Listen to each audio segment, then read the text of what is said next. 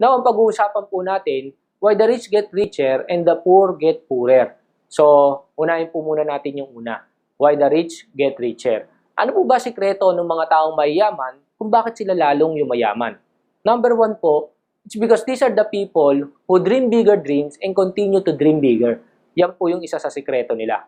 Number one po, kung titignan po natin si Henry C., noong time po na nag-i-start pa lang siya, ang pangarap niya lang was ito. Sabi niya ganon, I thought that if I sold a pair of shoes to every Filipino, I'd be a successful man. Imagine niyo po, ang thinking niya lang, mabenta niya lahat ng Pilipino ng sapatos, yayaman na siya. Now, ito po, yung suit niya na yan, na puting Amerikana, that was 1958, that was the time, was 23 years old nung una niya pong tinayo ang SM North. In fact, nung tinatayo niya po yan, a lot of people were so negative. Sabing ganun, ha? Magtatayo ka ng mall sa isang talahiban, liblib na po, sino ang pupunta dyan? Walang naniniwala sa pangarap niya. But still, sabi niya, itutuloy niya to. Tinuloy niya po yung pangarap niya. And ang kagandahan po dyan, alam niyo po, ang isa po sa pinakamalaki ang benta sa lahat ng SM was SM North. Kaya nga po ni-renovate yan at nilakihan pa po. Now, kung titignan niyo po, sabi niya ganun, nung tayo niya yung SM North, sabi niya, I will never stop dreaming. Magtatayo ako ng mall 5 beses ang laki sa SM North. That's the reason natayo po ang SM Mega Mall. Nung natayo po yun, sabi niya, again, I will never stop dreaming. Magtatayo ako ng mall na 5 beses ang laki sa SM Mega Mall. That's the reason natayo po ang Mall of Asia. O titignan niyo po, bakit po siya yumaman at continuously naging successful? Because he never stopped dreaming. Tuloy-tuloy po yung pangarap niya. Kung titignan niyo po siya ngayon, is age 91. In a wheelchair, but still, he has no plans of retiring. Tuloy-tuloy pa rin po. Andyan na po ang SM. Ang next na nag-goal niya, mag-number 1 sa bank. So, pumasok sa video. And now, nasa condo business na siya or property business, SMDC. A lot of Filipinos po nakakalungkot. Pagdating po nila ng 60, nasa retiring age na sila. Kaya po natatawa ako, laging sinasabi, ay iho, wag mo na ako invite sa ganyang business kasi 60 years old na ako. Retiring age na ako. Bukod tangin lang po sa Pilipino pagdating sa 60, nagre-retire. Imagine niyo po siya. Nasa wheelchair niya, pero hindi niya po ginamit na dahilan yun para mag-stop para sa mga pangarap niya. Tinuloy niya pa rin po at tuloy-tuloy pa rin siya hanggang ngayon. Next po is Gokong Wei. Nung tinanong po siya, sabing ganun, what is your dream nung bata ka pa? Sabi niya, my dream was to become a pilot. But instead of being a pilot, I bought an airplane. Kung titignan niyo po, mas nilakihan niya pa po yung pangarap niya sa pangarap niya nung bata pa siya. Silusutan po nung tinanong, ganun din. Sabing ganun, what is your dream nung bata ka pa? Sabing ganun, my dream was to become a scientist. But instead of being a scientist, I ventured into business. And now, I own several companies. Siya po may-ari ng Asia Brewery, PAL, Fortune Tobacco, Eaton, PNB, etc. Kung titignan niyo po, sobrang successful nitong tao to. Why? Because he never stopped dreaming. Alam niyo po, nakakalungkot kasi maraming tao na ang pangarap lang po nila kumain 3 beses ang araw, magkaroon ng motor, magkaroon ng second hand na kotse, masaya na po sila. Kumita ng 20, 30,000, makapag-abroad, masaya na po sila. Magkaroon ng bahay, kahit po sobrang liit, okay lang. That's the reason kung bakit po mas maraming Pilipino po ang mahirap. Why? Kasi po sobrang liit na mga pangarap nila. Alam niyo po sana, sa lahat na nakakapanood nito, ikaw mismo na nanonood nito ngayon, sana lakihan mo yung pangarap mo. Yan yung sikreto kung bakit sila yumaman at patuloy na yumayaman. Never stop dreaming kasi libre yan. But I suggest, kung mangangarap ka, just be determined para ma-achieve yan. And please, put that dream into action. Trabahuin mo lang. And para hindi po maging bangungot yan, then you find an opportunity para makuha mo yan. Well, in fact, baka ito na po yung opportunity na hinihintay mo para makuha mo yung mga pangarap mo. One of my favorite quotation was this one. There are no great people in the world, only ordinary. The only difference is that some set higher goals, they dream bigger dreams, and they settle for nothing less than the best. Kung titignan po natin, lahat naman ng tao ordinaryo lang. Lahat po tayo pantay-pantay lang. Even po nag-start sila yan si Lusutan, ordinaryong tao lang po yan.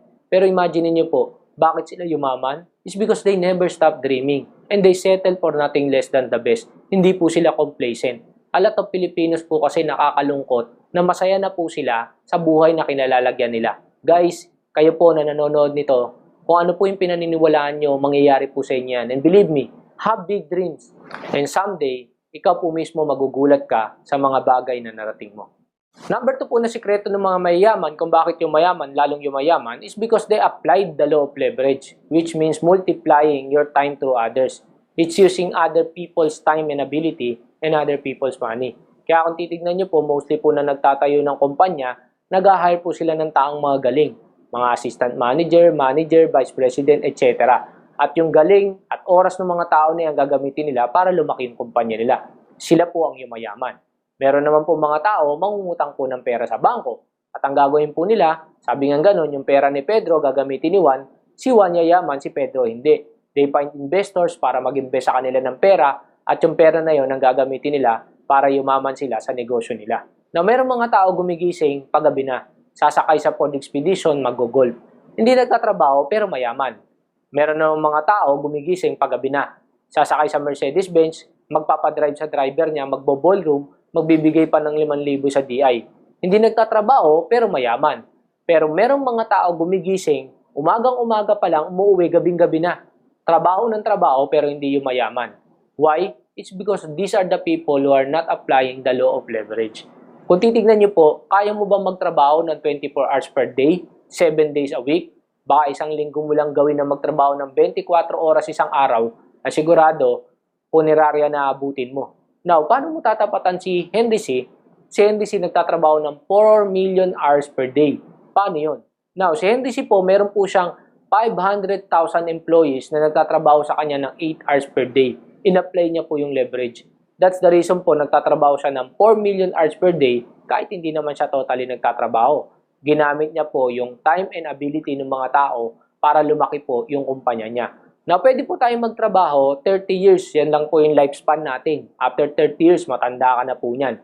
So, what if you will work 30 years and 365 days po ang isang taon? Ibig sabihin, sa isang taon, Sabado at Linggo papasok ka, walang holiday. And 24 hours ka pa magtatrabaho every day. Alam niyo po, ang makukonsume nyo lang po na oras is 262,000 hours.